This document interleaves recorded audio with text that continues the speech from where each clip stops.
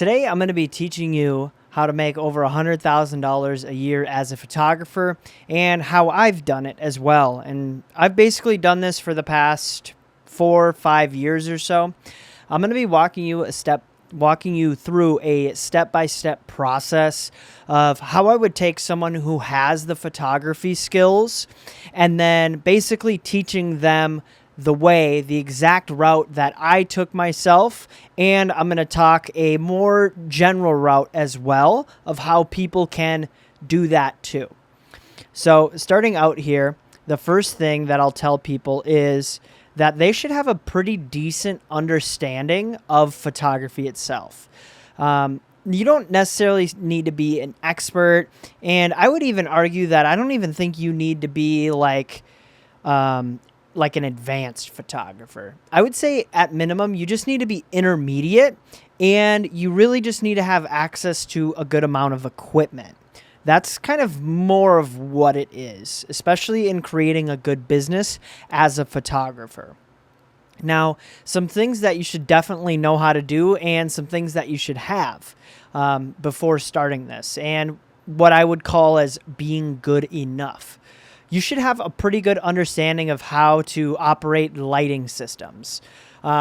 Usually it'll be like flash lighting, but sometimes it'll be continuous lighting. So you should have a pretty decent idea of how to hook those both up to your camera and utilize both of those. You should also know how to operate natural lighting. Another thing that you should also have a good idea on how to operate is not only in natural lighting, you should know how to operate harsh lighting and cloudy lighting, how to take pictures of whatever you're trying to take photos of, understanding how your camera works to a pretty good extent, and just overall the process of taking photos in those conditions. A piece of equipment that I would probably recommend that you have is a reflector. They're pretty cheap. They're usually somewhere between 20 and about 50 bucks, somewhere around that price point. That's a piece of equipment you should have that can help you on some of those days. And even with flash photography, you don't have to spend a ton into something like that. At minimum, you should know how to use that and have a little bit of a budget available to get into that. In terms of a camera, I would recommend that you have a base model of at least something that costs you around like $1,200. Currently for this video, I am shooting on a Sony a6100 with a Sony G Master. Now, this is definitely like a little bit of at least the lens is a higher end lens, but you could easily start out on the Sony a6100 as a photographer. And that's in fact what I did as a photographer. Started out on the Sony a6100 and then leveled my way up. In terms of lens, I didn't start on a G Master. I actually started on like a very like base, like the kit lens that comes with the Sony. In terms of like where I started with my business photography. But I think what you can do, a good lens to look into, would be the Tamron 28 to 75 millimeter lens. It is a great starter lens to have. So just a little bit of like the intro, some of the equipment you should probably have and know how to use, as well as understanding your camera, using natural light, using studio lights. So, let's see here. Next up. Basically on top of that, you should have a good understanding of basic photography principles. You should know a little bit about composition settings. You should also know a bit about dimensional lighting and how to achieve that. Even if you have to have it pulled up, you should at least have an idea of what that is. And when someone says dimensional lighting, you basically aren't like, I've never heard of that before. Basically is a way where when someone mentions it, you at least know what you're looking for and you've at least done it a few times. It's okay to look it up, but ultimately in the long run, it's going to help you a lot more if you just kind of know it off the top of your head. But in starting out, it's fine to like not know everything to its fullest. Just have a good basis for starting out. And then on top of that, you should also know editing. I would even argue this might even be one of the more important parts, unless you plan on outsourcing some of your editing to start out. But for a lot of people, they're usually not doing that. So the next thing that you're going to want to do when it comes to your photography is you're going to want to pick a niche. Now, for a lot of people, it is extremely tough to pick a niche because there honestly is a lot of really cool, really fun niches out there. There is product photography, there's portrait photography, there's wildlife photography, there's sports photography. There are so many different cool niches out there. To name a couple more, I mentioned portrait photography, real estate photography, wedding photography. Let me name a couple more that I have on a list here. I've got family photography, newborn photography. Let's see here. I have fashion photography, which is kind of like a subset of product photography, live event photography, social media photography, which is a good bit of what I primarily do when it comes to that.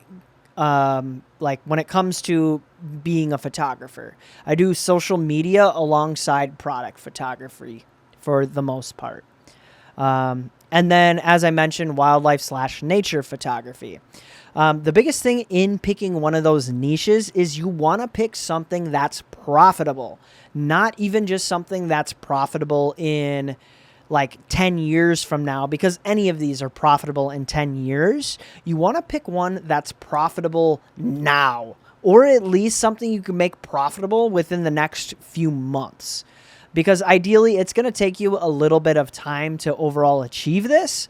I mean, I've been working as a photographer for 5 years now, being able to make over $100,000 a year. Basically, it took me like 5 years, and the biggest chunk of it wasn't actually the skill portion. It was a lot of the business portion. And then not only that, but it was also like trying out different niches, wasting time, learning a bunch of other different stuff. And the nice thing is in this, you are definitely not going to be wasting any time. This is going to be helping you further your progress. So if you are watching this video, big shout out to you, because you are going to be speeding up your learning process of how to make over $100,000 a year as a photographer. Continuing on here, when it comes to your niche, pick something profitable. The biggest mistake I see from a lot of newbies is they don't pick something profitable to start with. They basically are like, well, I want to be a wildlife photographer who makes 6 figures a year. Well, I'm sorry. It is extremely hard to do that. I mean, like if everyone could make 6 figures a year as a wildlife photographer, I'm sure most people would. Or they'll just choose like a really super niche thing. Like they're really, let's say they're really into shoes, and they'll be like, I want to be just a shoe photographer. Well, I'm sorry to say, but out in, random part of Wisconsin, it probably isn't going to work super well. You should pick something that works a little bit more with your local area, or something that you can not niche yourself down that much.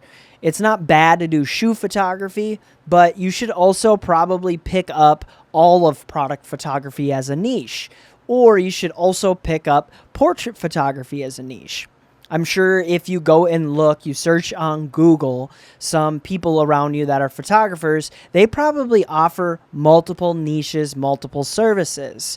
I recommend that you pick up at least a couple of the niches, but at minimum, select one as a baseline to start out with. And then as you progress and as you learn a little bit more, just in photography in general, you can start to pick up a little bit more stuff. You can pick up more stuff as a social media photographer. You can pick up some more stuff as like a wedding photographer. You can pick up more stuff doing boudoir photography, doing different types of fashion photo shoots. Some of this stuff is variable to where you're at and what you're willing to do for your work. So I would definitely recommend picking a good niche that is able to be profitable. So that would be kind of like I mean, outside of, because you should already ideally have a good amount of skills, that would kind of be your second thing, is picking a good niche that is profitable. The two that I recommend most to just general people is product photography and not product photography. My apologies. Portrait photography and wedding photography. The reason why is because those are so general. You can usually get a lot of clients and you can start learning on your skill and making money a lot quicker. Now, if you do want to make a lot of money consistently, I recommend picking up is product photography / real estate photography. Because usually once you get a client, they are consistently going to need you.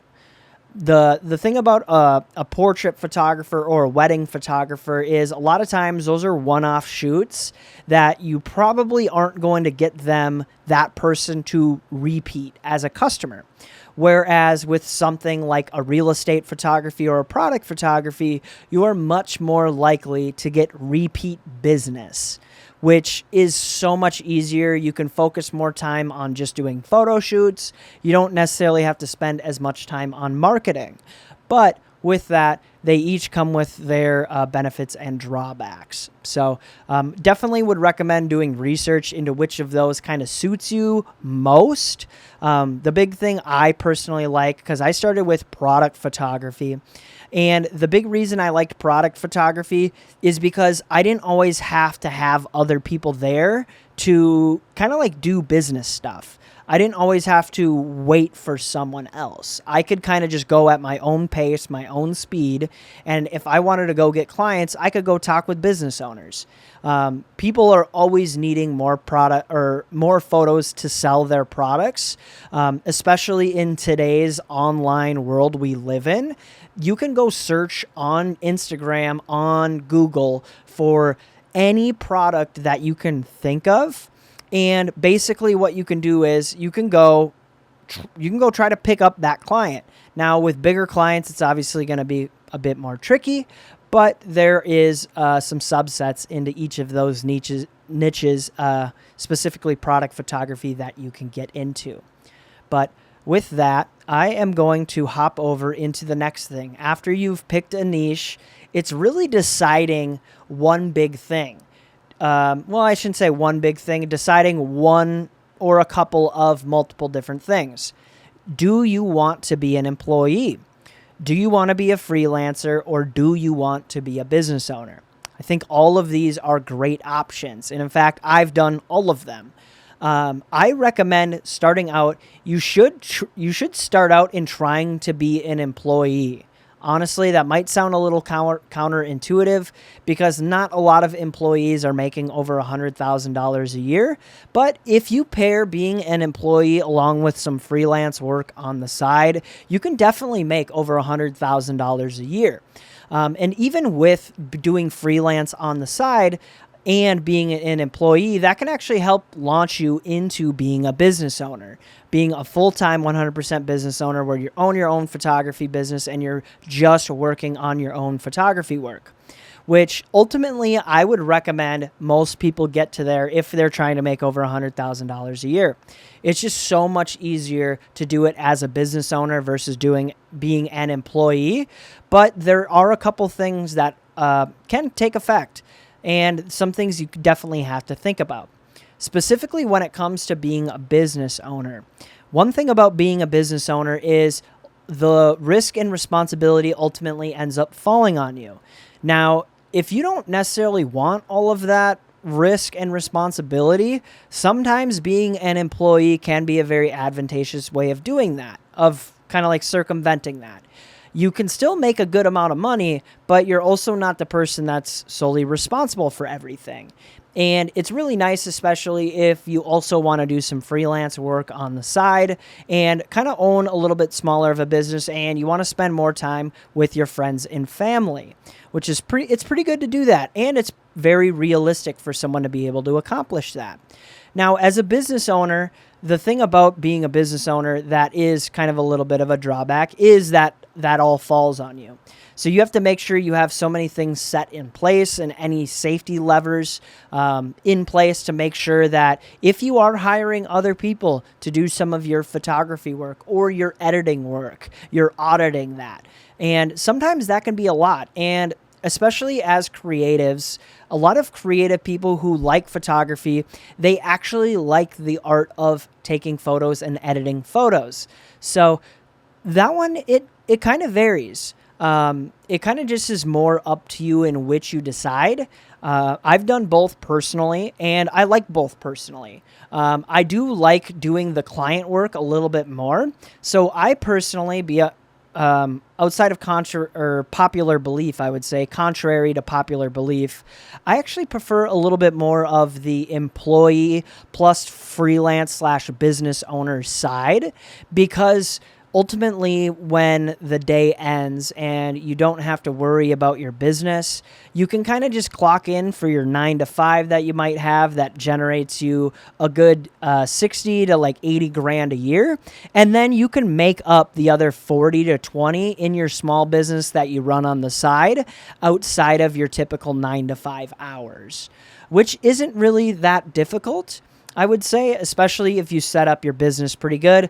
But it's really easy to also get that 9 to 5 or the side business to scale to get more money out of it than you would with your job. So it really depends upon what you prefer and what you would like to do.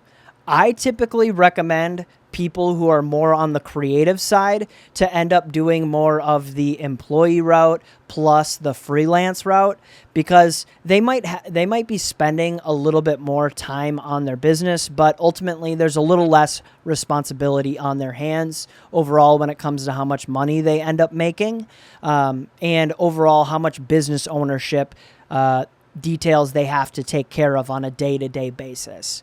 Especially when you're owning your own business, your business, it might not close on Saturdays and Sundays. In fact, I'd argue as a photographer, those are probably going to be your busiest days. Whereas if you typically are an employee, there's a good chance you might be able to work at a good spot where you're working just a 9 to 5 Monday through Friday. So those things kind of all vary. It kind of all depends. So I would definitely thinking about that. When it comes to your specific process and what exactly you want to do, I would recommend most combining all of them, doing a little bit of a mixed salad of all of those concepts, bringing them all together, and doing at least one of those, if not all of them, at some point.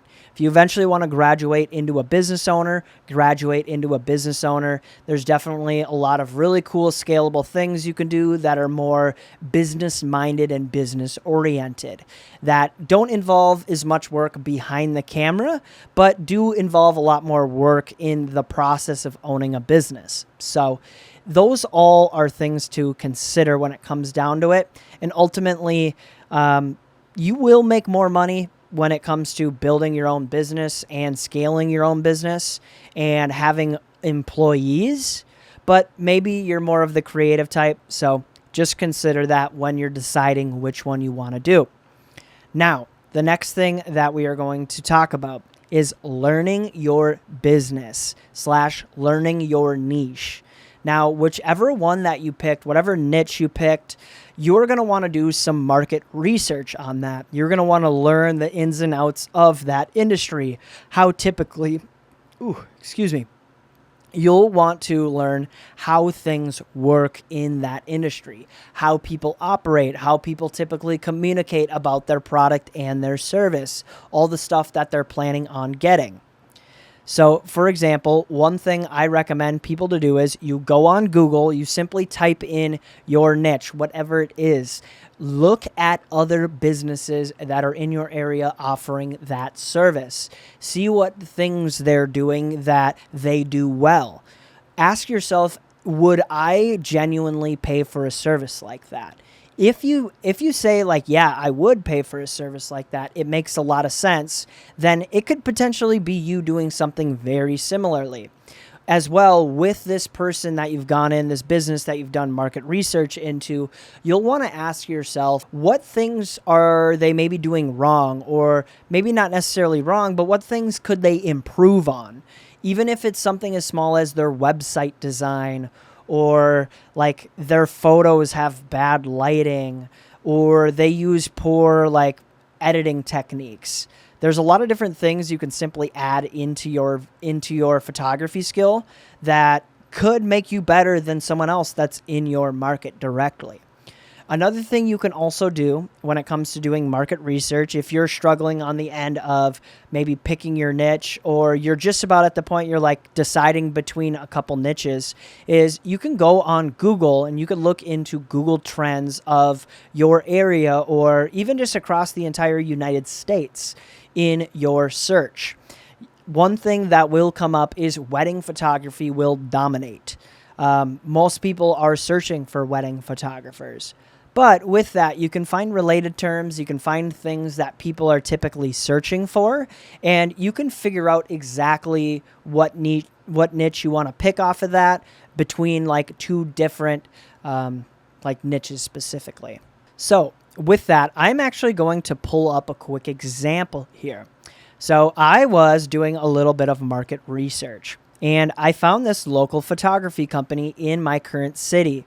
They have been basically doing business for 7+ years. They have 100+ reviews on Google with an average of 4+ stars. I am a little bit of ways away from my computer right now. I think that actually might even say 4.9. And they charge $175 on the low end for their photography photo shoots, like photography service, and then they charge $475 on the higher end. With full transparency, I think their photography, like their actual work, is very generic. Like, I think most people who have a camera can do just as good of work as these people can. And that's not to like rip on their business, to say it's a bad business. I actually think they run a great business model. This is an example of someone who is a photographer, not necessarily because they like taking pictures. They probably saw a business opportunity in photography and ran with it because they also like just kind of like the work life of being a photographer. It's really cool. You get to meet a lot of very cool people. You get to meet a lot of interesting clients, and you get to work around on camera all day. So it's pretty cool. You get to do a lot of fun stuff. You get to basically be a little bit artistic as well. So with that, yeah, there's definitely a few things I think they could do better. I would give their like photography business itself probably like a 6 to 7 out of 10. At least like, in fact, let me retract that. I would give their photography work, like the photos, the final images, like a 6 out of 10. I would give their business skills an 8 out of 10 or a 9 out of 10, because they're one of the first searches that pops up on Google when you search in the area for this photography service. They are not only one of the first searches, they have a high amount of Google reviews, which is extremely easy to get more Google reviews. And not only that, they offer a good price. It's a competitive price. They're not starving artists by any means with this. So, one thing about it as well that I want to add in is I have no real way of telling how much business they do, but being that they are one of the first Google searches, they have a high amount of 5-star reviews. If people are looking for photographers in this area, they're going to be one of the first people that pops up. So that's just one thing I wanted to note. As well as if you read some of the stuff on their website specifically, they come off as professionals. They have plenty of places to show. They have plenty of examples of work. They plant ideas in the heads of potential customers, assuming that these people don't really know a lot about what they actually want for a photo shoot, which is super smart work. Also noticed that they charge a $50 booking fee, and then they charge a $300 printing rights fee and a $50 rush fee, which for me, printing rights fee is absolutely insane work. I think that is diabolical to charge people for printing rights. It's the same thing as shooting for really cheap for people and then charging them digital rights. It is absolutely diabolical to try to do that. In my opinion, I just think it is crazy. And then that's not even the most crazy thing of all. Their delivery is a 3 to 4 week delivery. Let me just make sure that's correct. A 3 to 4 week delivery time. In terms of photography, this is almost a decade. Especially if you're paying $175 for a photo shoot. Like, I'm not saying, like, I think 3 weeks might be like, okay, after 3 weeks, you should probably have this, like, edited. Definitely should have this edited. But, I mean, like, I think a week and a half to 2 weeks is plenty of time to do a photo shoot and edit all the photos and send them to the client, especially if they're going to be paying you a pretty decent price. And not only that, you want to have a pretty decent turnover rate. So these are just examples of things that I think this business could do better. But if I had to take a guess of even how much I think this business is doing, I would probably take a guess that they're doing somewhere between $100,000 to $250,000 in annual revenue a year, if I just had to take a random guess. I don't necessarily have full Google search statistics in front of me, so I don't know the exact amount of people who are searching in this area for photographers. But being that they're the first search in a city that has over 100,000 people, they're probably one of the first options people will go to if they don't already know someone. So, like, and not everyone, I mean, like, some people do know a photographer and they have, like, hey, like, my buddy does it on the side or something like that. But not all the time people can get that kind of, like, opportunity, or I guess they don't always have that. So, yeah, they have to point towards businesses. So, just kind of like a thing to look at when it comes into market research is looking into examples. And then, as I mentioned, looking into Google Trends. I also have a Google Doc that's going to show a lot of this information that will be available too. So with that, the last piece of advice when it comes to market research is find a photographer/photography business that you want to be like. Ultimately, if you don't think that you could fit some shoes like that, or it doesn't sound like it would be very fun to you, you're not going to be very interested in it. And ultimately, the thing that's going to push you further and push you more forward is if you're able to find a business that you would like to strive to be like. Specifically, I'm a big sports fan and I love to use analogies. So I'm going to use a sports analogy for this. They did a study in track athletes where they had track athletes run around a track doing a 400-meter dash.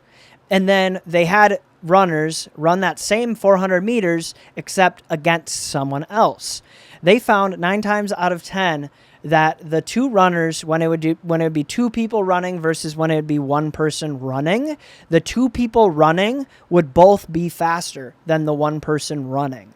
That's because they're both trying to edge each other out. They're both trying to get further ahead.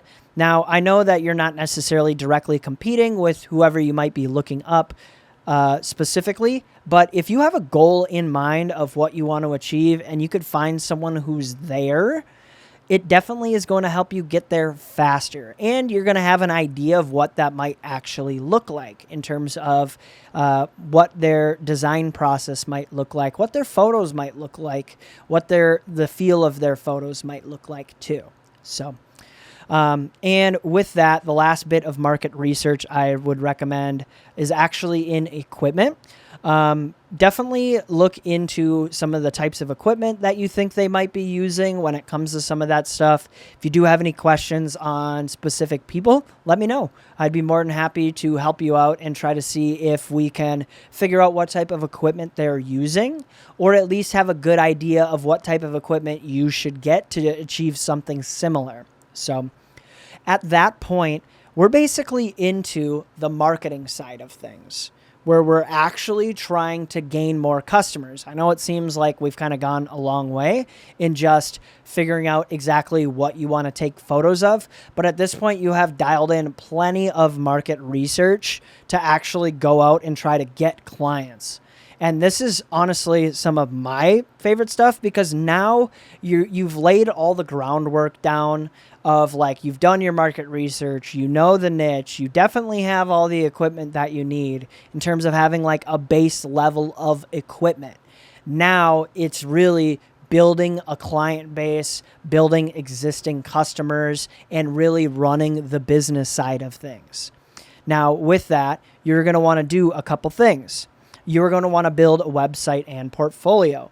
You're going to want to get a Google business profile set up, and you're going to want to have social media pages. You're going to want to create some content for your social media pages. Doesn't need to be a ton. It can just be photos. Just, you want to put something out there that kind of operates almost as like a second portfolio per se. And then something you can also use as marketing material too. Will help you out a ton. A thing that is really good that you can do is you can actually offer people discounts and follow-up services for, finder's fees for basically finding other clients. You'll offer them discounts, offer them incentives, offering discounts if people want to work with you again, offering basically like, hey, you know what? If you find a paying client, I'll give you 20% of the revenue that they give me. As a paying client, whatever that may be. That is a very strong incentive for someone to go out and do that, especially if someone goes and finds a $500 paying client. They just made $100. And that's just solely by asking people in their circle. Now, there's definitely a couple ways that you can go about doing some of that. When it comes to that, you can do just asking people specifically, or you can set up email and text message marketing, which we will get to down the line. That is definitely more of a thing that I would recommend for people who already are getting existing clients, but definitely something to consider for the long term. Next, what you'll want to do when it comes to starting up your sessions is every single client you meet with, you should have a creative exploration session with them. You basically sit down with them for a minimum of 20 minutes. I probably wouldn't recommend any longer than an hour, because at that point, they're kind of using a lot of your time. Sit down 20 minutes to an hour-ish, give or take. Maybe if you're really feeling it, an hour and a half, but I think that depends upon how much they're willing to pay and what type of photo shoot you're willing to do for them. Sit down, have a creative exploration session where you basically decide what exactly you want to take photos of. You want to show your inspiration. You want to go over stuff with them on all of the photos that they want to have taken. You're kind of like laying out the photo shoot, and you're giving them like basically the idea before you go and shoot it. It's going to make them feel so much more confident, and you're going to look so much more professional as a photographer. So with that, next up, the fun part, the biggest part of it all is shooting, like shooting out of context. That's not the best. Taking photos with clients. So with this, I mean, like, you've done a lot to get up to actually taking photos with clients, but at this point, like, you basically have like a written handbook of what exactly you're going to do for this client, exactly what their needs are, what their wants are, what exactly they're looking for in the photo shoot, and you know how to deliver it in a prompt time for them. And you know how to deliver a good service. So after shooting, obviously you want to make sure you get them their deliverables in a meaningful time. And then after that, send a thank you, like a thank you text a thank you note, a thank you email, something along those lines. Like, I would recommend anywhere from 3 to 10 days after working with them on that first photo shoot, after sending them the finals, just saying, hey, appreciate you for doing business with me. Means so much. You're able to help me out a ton. The beautiful thing about this is you can set this up as an automation, once again, using SMS/email marketing, and it's super cheap to send each of these. You can do it for pennies. Like, honestly, I think it costs a penny to send an email. So super cheap to do it. And ultimately, you could pay like $20 to $30 a month to be able to do something like that, which can a lot of times end up resulting in over 100x your return. Which, even if you book one $300 client off of a $30 service or a $20 or $30 service, we're just going to use 30 because the math is easy. That's a 10x return on your spend, which is very, very good. Especially if you can just by sending a quick thank you email.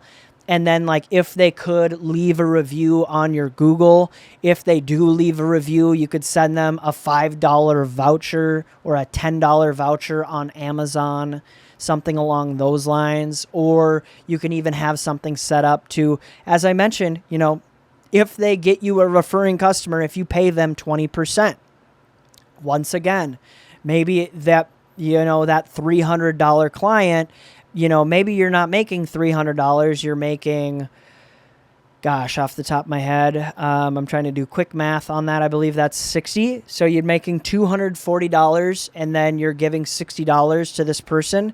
There's no way they're not going to keep trying to refer you business, especially if they just have to talk to their sphere of influence. People are more than willing to do that. Now, especially after shooting with a client, the big thing is marketing and getting more clients. Do that through SEO, search engine optimization through your website and portfolio. Do that through word of mouth. Do that through social media. You can do that through cold marketing. I have an entire list of different ways to cold market. Like, you can do all of this marketing. Like, you can do so much marketing to help get new clients, whether it is cold marketing in terms of reaching out to new people who don't yet know about your service to offer it to people. And with that, I basically ended off with a little bit of a timeline of some of the people that I am working with currently, who I am basically taking them from being a person who knows how to do photography work. They know how to operate their camera. They have a decent level of base knowledge when it comes to operating a camera, and basically showing them the steps it takes. Now, in month 1, typically it's going to be $0 to $1,000 a month. You might be able to book some clients if you're already booking clients, but more than likely this is going to be a big research phase. You're going to be learning a lot of stuff about a lot of back-end stuff to photography, a lot of marketing things for photography in your first month. You're going to be setting up your website. You're going to be setting up your portfolio. You're going to be working with some sample clients to build a review basis of people who actually enjoy and appreciate your work, which is super clutch, and have a really cool way to do it for very cheap. In fact, I would argue that it's extremely cheap. It's simply just going up, asking people that you know in your sphere of influence, anyone basically that you're friends with on Facebook or on Instagram or mutual followers, say, hey, I'm a photographer looking to build a photography business. With my photography business, I need some portfolio work. In exchange, I will give you a free headshot, a free photo. You get that free photo. I get to use it in my portfolio as well. You leave me a review, an honest review of what you thought of working with me in the photo shoot. And in that process, even on just one photo, just working with them on that, there's a high chance they're going to leave you a good review. they will more than likely leave you at least a 4 out of 5 star review, which if you did that for 50 people, you are going to rank higher than about 90% of businesses in your area on Google. I would almost guarantee it unless you're in some huge city. So in month 1, basically, you are setting up a lot of stuff that I mentioned before getting photo shoots and actually starting. You might be starting to get clients, but more than likely, that's not the case at this point. Month 2, you're finally starting to implement some of this stuff. You should be making somewhere around $500 to $1,000 just to be on the safe side. I mean, honestly, I think people could make more than that. I'm obviously not going to be like, hold people back, be like, you can only make 1,000. No, you could probably, realistically, if you really took it and really went to the moon with it and you're a really good, like, business styled person, you could probably make like $3,000 in your second month. If you're just going out, booking a lot of photo shoots, talking to a lot of people, providing a really good service. So, as I mentioned, you're implementing business practices. You're putting things into the best position to get more clients. So at this point, middle to end of month 2, you should be working with some clients, at least having 1, maybe 2 clients at this point. Now, month 3 is really where things start to pick up because you should have already worked with a couple clients by this point. Maybe you've worked with like 5, 10, 15 clients throughout this 3-month period, basically. And then with that, you're focusing more now on providing a better service. You have a really good idea of what your clients want. And then not only that, your name's starting to get out there a little bit more in your area or even just online in general. You might start having some businesses that just kind of contact you just by basically putting your name out there. So a lot of this will be done through your marketing approaches, through sending thank you emails, through offering referral fees, through word of mouth marketing, through a lot of different avenues. Maybe even you include some social media marketing in there, which I would definitely recommend because you can gain a lot of clients just by doing social media marketing that way. So in month 3, as I mentioned, you should be making about 1,000 to 3,000 at least by that point. If not, then chat with me more. We can figure that out exactly. By month 4, you should be around 3 to 6K. Basically, or did I say month 3? Maybe month 4 is what I meant. By month 4, you should be at about 3 to 6K. Should have a pretty good process. You should be kind of getting things down. You maybe have like some consistent clients, potentially. That all depends upon your niche that you ultimately end up choosing. But if it isn't a specific niche, maybe you just have a really good referral system. You have a really good marketing system where you're constantly bringing in some new clients. Or by this point, you've potentially even nailed down like a full-on like 9-to-5 job or like steady contract work.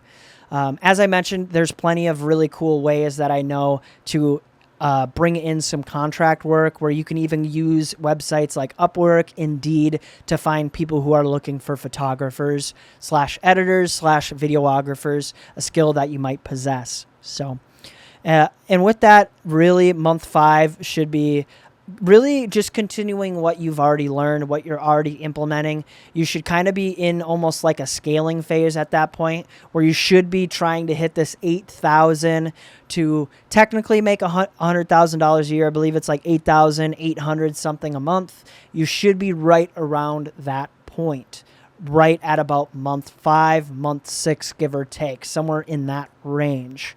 Now, if you found any of this information useful, definitely go implement it. First things first, go try some of this stuff out. If maybe you're having a difficult time as a photographer trying to make more money, let me know. Shoot me a message wherever you're seeing this video. If you're seeing this within my free community, then definitely shoot me a message. I can help you out. We can hop on a call. We could see if it's right for you. We could see if you're in the right phase as a photographer for you to actually go and make that amount of money. Now, If that's something you're interested in, as I mentioned, please message me, shoot me a message. You can always message me on Instagram, JD the Camera Guy. I'm on all the social media platforms for that matter. You can shoot me an email as well, contact me, and I will be sure to help you out. And this has pretty much been the roadmap, at least a pretty, what I would call a pretty brief roadmap into making $100,000 a year as a photographer. Hope you've gained a lot of information for this, and we'll hopefully talk with you later. Peace.